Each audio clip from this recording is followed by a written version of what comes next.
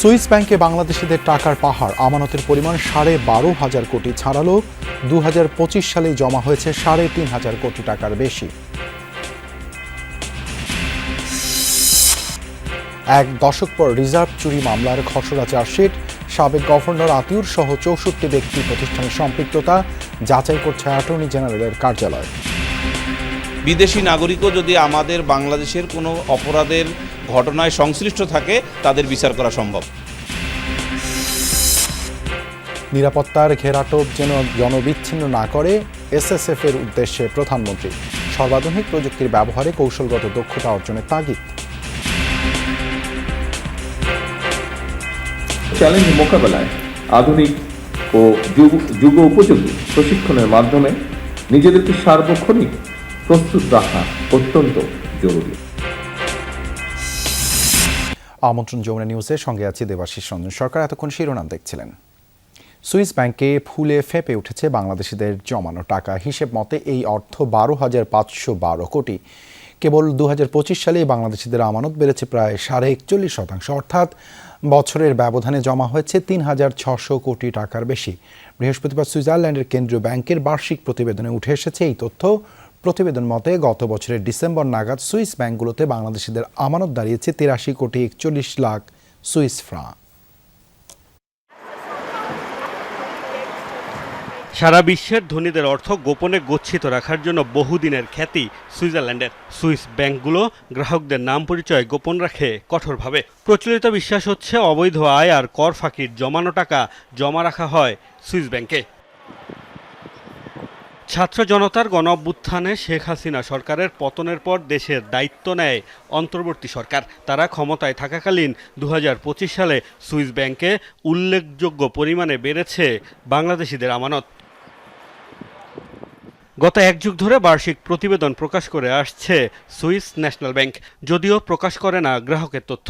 2025 সালের 31 ডিসেম্বর শেষ হওয়া বছরের প্রতিবেদন অনুযায়ী দেশটির ব্যাংকগুলোতে বাংলাদেশিদের আমানত এখন 83,41,00,000 সুইস ফ্রাঁ। প্রতি ফ্রাঁ 150 টাকা করে ধরে হিসাব করলে যা দাঁড়ায় 12,512 কোটি টাকার বেশি। আগের বছর এটি ছিল 58,95,00,000 সুইস ফ্রাঁ। টাকার হিসাবে 8,843 কোটির বেশি।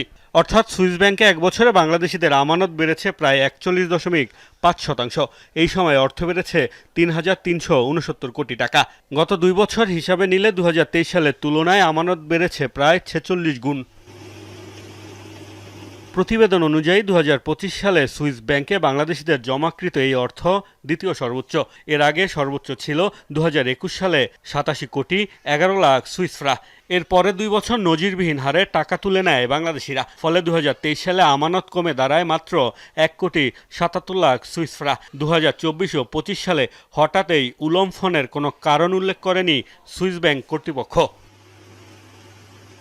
যদি কোনো বাংলাদেশি নাগরিকত্ব গোপন রেখে অর্থ জমা করে থাকেন, তবে ওই টাকা এই হিসাবে অন্তর্ভুক্ত হয়নি বলেও প্রতিবেদনে উল্লেখ করা হয়েছে। গচ্ছিত রাখা স্বর্ণ বা মূল্যবান সামগ্রীর আর্থিক মূল্যমানও নেই এই হিসাবে। মোস্তফা মাহমুদ, যমুনা নিউজ। বাংলাদেশ ব্যাংকের রিজার্ভ চুরির মামলায় 10 বছর ধরে চলা তদন্তের পর খসড়া অভিযোগপত্র প্রস্তুত করেছে সিআইডি। এতে সাবেক গভর্নর ডক্টর আতিউর রহমান সহ বাংলাদেশের 10 জন এবং ভারত, শ্রীলঙ্কা ও চীন সহ দেশি বিদেশি মোট 64 ব্যক্তি ও প্রতিষ্ঠানকে দায়ী করা হয়েছে। অভিযোগপত্র যাচাইয়ের জন্য অ্যাটর্নি জেনারেলের কার্যালয়ে পাঠিয়েছে সিআইডি। বাংলাদেশ ব্যাংক জড়িতদের দৃষ্টান্তমূলক শাস্তি দাবি করেছে।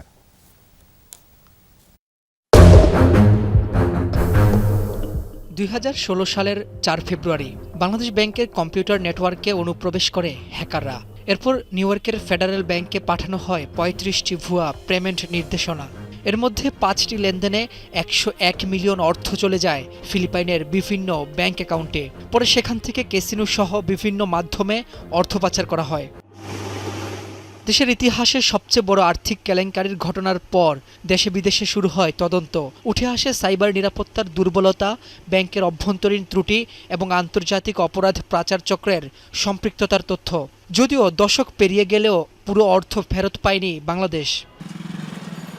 শুরু থেকেই এই ঘটনায় হওয়া মতিঝিল থানার মামলাটি তদন্ত করে সিআইডি। 10 বছর পর একটি খসড়া অভিযোগপত্র প্রস্তুত করেছে পুলিশের অপরাধ তদন্ত বিভাগ। অভিযোগপত্রে বাংলাদেশ ব্যাংকের সাবেক গভর্নর ডক্টর আতিউর রহমান সহ বাংলাদেশের 10 জনকে অভিযুক্ত করা হয়। এছাড়া ফিলিপাইনের 36, ভারতের 4 এবং শ্রীলঙ্কা ও চীনের নাগরিক সহ দেশি বিদেশি 64 ব্যক্তি ও প্রতিষ্ঠানকে দায়ী করা হয়েছে। সম্প্রতি অভিযোগপত্রের খসড়া যাচাই ও আইনি পরামর্শের জন্য অ্যাটর্নি জেনারেলের কার্যালয়ে পাঠানো হয়। অভিযোগপত্রে বেশিরভাগ অভিযুক্ত ব্যক্তি বিদেশি নাগরিক হলেও ফৌজদারি আইন অনুযায়ী তাদের বিচারও বাংলাদেশে হবে, এমনটাই জানান সুপ্রিম কোর্টের আইনজীবী। সিআরপিসিতে দেখবেন টার্ম আছে এনি পারসন, আর পেনাল কোডে একটা সেকশন মানে অফেন্সগুলো শুরু হয়েছে একটা শব্দ দিয়ে, সেটা হলো whoever. Any person includes foreign or non foreign বা বাংলাদেশের নাগরিক, আর whoever also includes any person either any citizens of Bangladesh or non citizens of Bangladesh অথবা ফরেন সিটিজেন্স। তাহলে এই দুটো শব্দ দ্বারা আমরা কিন্তু পাচ্ছি সেটা হলো যে বিদেশি নাগরিকও যদি আমাদের বাংলাদেশের কোনো অপরাধের ঘটনায় সংশ্লিষ্ট থাকে তাদের বিচার করা সম্ভব। দোষীদের দৃষ্টান্তমূলক শাস্তি নিশ্চিত করার পক্ষে বাংলাদেশ ব্যাংক। মুখপাত্র জানান, এতে ভবিষ্যতে বাংলাদেশ ব্যাংকের কোনো কর্মকর্তা অপরাধ করার চিন্তাও করবে না। আমাদের কোনো ব্যক্তি, কোনো কর্মকর্তা তাদের গাফিলতি হোক বা ইন্টেনশনালি হোক, যাতে কখনোই প্রতিষ্ঠান বা রাষ্ট্রের কোনো ক্ষতি করার মতো ধৃষ্টতা যাতে দেখাতে সাহস না পায়, এর জন্য একটা এক্সাম্পল আমাদের কাছে খুবই দরকার। বাংলাদেশ ব্যাংক আশা করে দ্রুত সঠিক ন্যায়সঙ্গত বিচার কার্য সম্পন্ন হবে এবং এর মাধ্যমে রাষ্ট্রের ক্ষতি এবং প্রাতিষ্ঠানিক যে ক্ষতি হয়েছে তা অনেকটাই পুষিয়ে আনা সম্ভব হবে। অভিযোগপত্র নিয়ে প্রাথমিকভাবে মন্তব্য করতে রাজি হননি অ্যাটর্নি জেনারেল। রাব্বি হোসেন, যমুনা নিউজ, ঢাকা। নিরাপত্তার ঘেরাটোপ যাতে সরকার প্রধানকে জনগণ থেকে দূরে ঠেলে না দেয় সেদিকে লক্ষ্য রাখতে এসএসএফ সদস্যদের প্রতি আহ্বান জানিয়েছেন প্রধানমন্ত্রী তারেক রহমান। বলেন, দায়িত্ব পালনের সময় জনগণ যেন দুর্ব্যবহারের শিকার না হয়। বৃহস্পতিবার দুপুরে এসএসএফের প্রতিষ্ঠাবার্ষিকীর অনুষ্ঠানে প্রধানমন্ত্রী বলেন, আর্থ, সামাজিক এবং ভূ রাজনৈতিক পরিস্থিতি ও তথ্য প্রযুক্তির অবাধ বিকাশ বহুমাত্রিক নিরাপত্তা চ্যালেঞ্জ তৈরি হয়েছে, যা মোকাবেলায় এসএসএফ সদস্যদের সার্বক্ষণিক প্রস্তুতি জরুরি। 40 বছর আগে প্রতিষ্ঠিত হলেও 1991 সালের 27 সেপ্টেম্বর নাম পরিবর্তন করে নবরূপে যাত্রা শুরু করে স্পেশাল সিকিউরিটি ফোর্স এসএসএফ। রাষ্ট্রের গুরুত্বপূর্ণ ব্যক্তিদের নিরাপত্তা নিশ্চিত করাই বিশেষ এই বাহিনীর কাজ। বাহিনীর প্রতিষ্ঠাবার্ষিকী উপলক্ষে তেজগাঁওয়ে প্রধানমন্ত্রী কার্যালয়ে আয়োজিত অনুষ্ঠানে যোগ দেন প্রধানমন্ত্রী তারেক রহমান। সাবেক প্রধানমন্ত্রী বেগম খালেদা জিয়ার শেষ দিনগুলোতে আন্তরিকতার সাথে দায়িত্ব পালন করায় এসএসএফ সদস্যদের প্রতি ধন্যবাদ জানান তিনি। মরহুমা বেগম খালেদা জিয়া বিভিন্ন মেয়াদে সরকার প্রধান থাকাকালে এবং সর্বশেষ জীবনের শেষ দিনগুলোতে তিনি এবারকের হাসপাতালে চিকিৎসাধীন থাকা অবস্থায় এসএসএফ অত্যন্ত আন্তরিকতার সাথে দায়িত্ব পালন করেছে। বেগম খালেদা জিয়ার মৃত্যুর পর শুধু বাংলাদেশ নয়, বিশ্বের ইতিহাসে অন্যতম বৃহত্তম নামাজে জানাজা আয়োজনের ক্ষেত্রেও প্রধান সমন্বয়ক হিসেবে এসএসএফ অত্যন্ত গুরুত্বপূর্ণ ভূমিকা পালন করেছে। আমি এসএসএফকে আমার এবং আমার পরিবারের পক্ষ থেকে তার জন্য আবারও আন্তরিকভাবে ধন্যবাদ জানাই। বর্তমানে বহুমাত্রিক নিরাপত্তা চ্যালেঞ্জ তৈরি হয়েছে উল্লেখ করে প্রধানমন্ত্রী বলেন, দক্ষতা, কৌশল এবং সর্বাধুনিক প্রযুক্তিতে এসএসএফ এর পিছিয়ে থাকার সুযোগ নেই।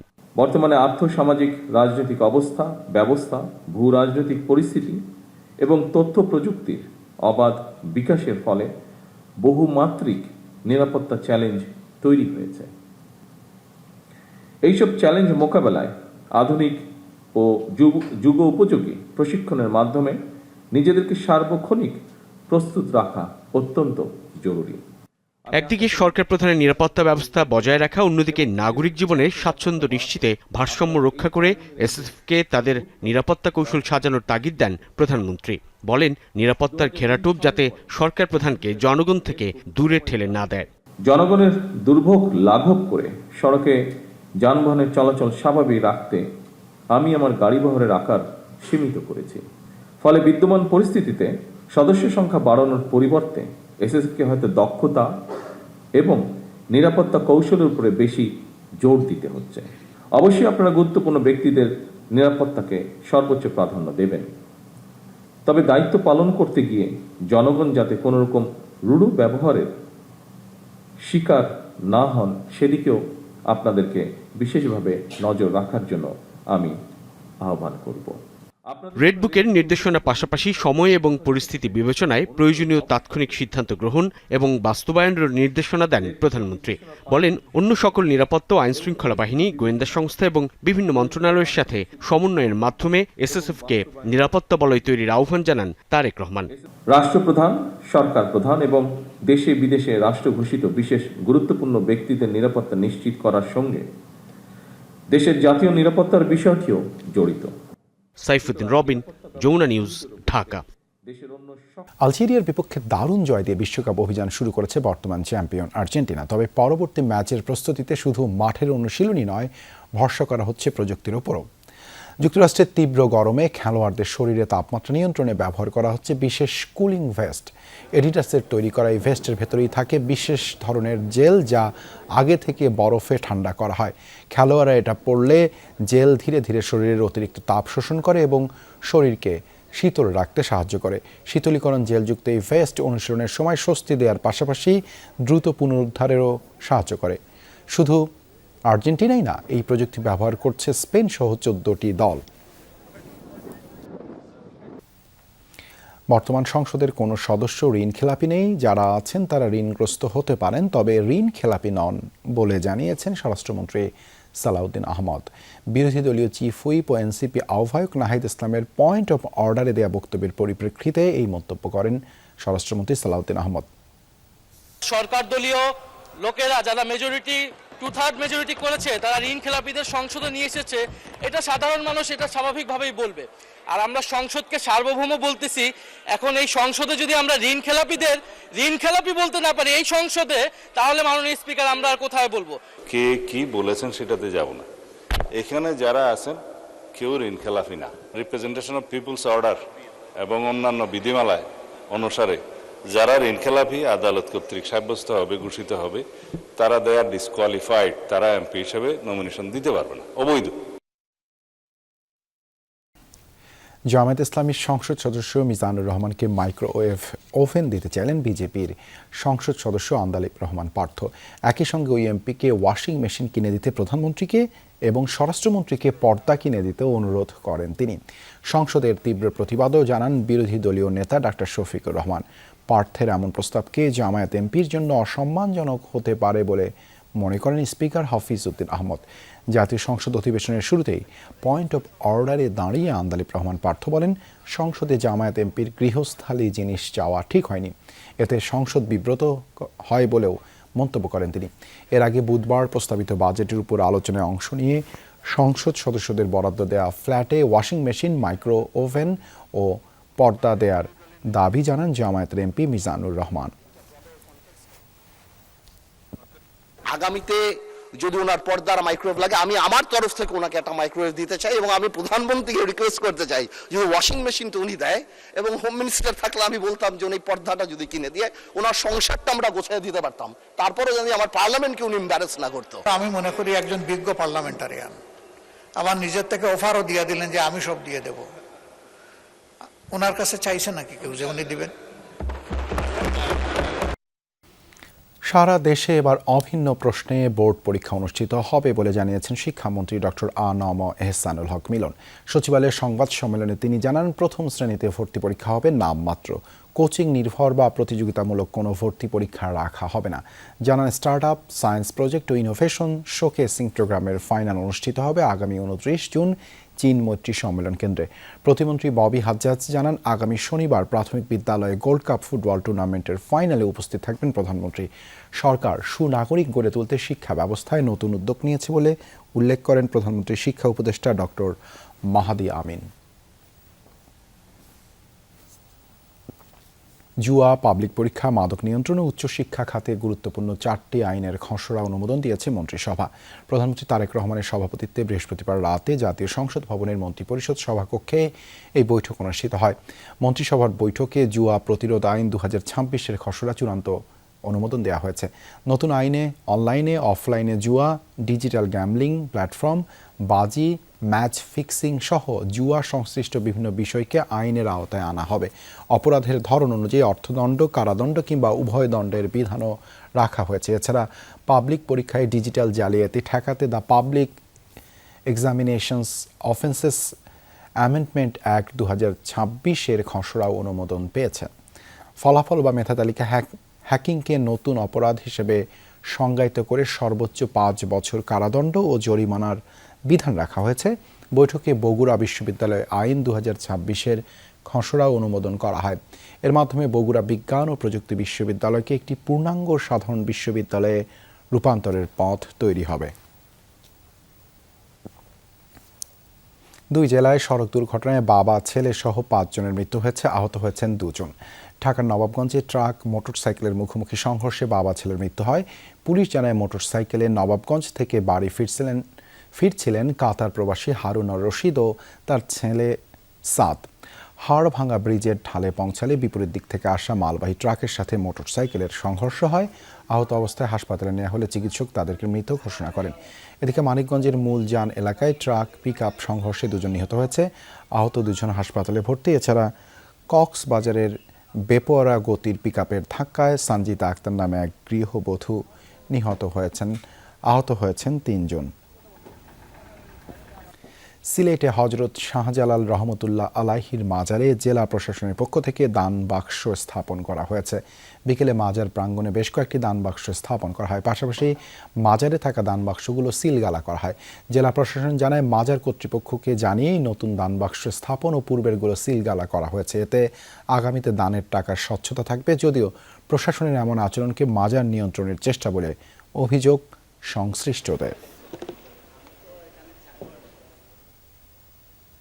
যা কুচক্রী মহলে এটা করতেছে, ওরা হচ্ছে অলিয়া উলিয়া বিরোধী, ওরা কোনো ফির ফকির মানে না, এটাই ওরা করতেছে। কমিটির সকালের সিদ্ধান্ত মোতাবেক আমাদের আমরা স্বচ্ছতার জন্য যে দান বাক্স বা দান যে কি হয় সেটা স্বচ্ছতার জন্য আমরা এই দান বাক্সগুলো স্থাপন করতেছি এবং প্রত্যেকটা দান বাক্সই আপনার ডাবল লকে থাকবে। খুলনার দৌলতপুরে মসজিদে ঢুকে 2 মুসল্লিকে গুলি করার ঘটনায় সাজ্জাদ হোসেন নামের একজনকে গ্রেপ্তার করেছে পুলিশ। ঘটনার দিন রাতে সন্ত্রাসীরা তার বাসায় অবস্থান করেছিলেন বলে স্বীকারোক্তিমূলক জবানবন্দি দেন তিনি। বৃহস্পতিবার বিকেলে খুলনার সিএমএম আদালতের ম্যাজিস্ট্রেট ইব্রাহিম খলিল মুহিত 164 ধারায় জবানবন্দি রেকর্ড করেন। এর আগে বুধবার রাতে দৌলতপুর থেকে সাজ্জাদকে আটক করে পুলিশ। 14 জন ভোরে মসজিদে কোরআন পড়া অবস্থায় লোকমান হাকিম ও আলম শেখকে গুলি করে সন্ত্রাসীরা। উন্নত চিকিৎসার জন্য 2 জনকেই ঢাকায় আনা হয়। পরবর্তীতে অজ্ঞাত আসামিদের বিরুদ্ধে মামলা করেন লোকমান হাকিমের ভাতিজা হেজাজুল ইসলাম। ঘটনায় জড়িত অন্যদেরও গ্রেপ্তারের চেষ্টা চলছে বলে জানিয়েছে পুলিশ। এই ছিল যমুনা নিউজে এতক্ষণ সাথে থাকার জন্য ধন্যবাদ সবাইকে।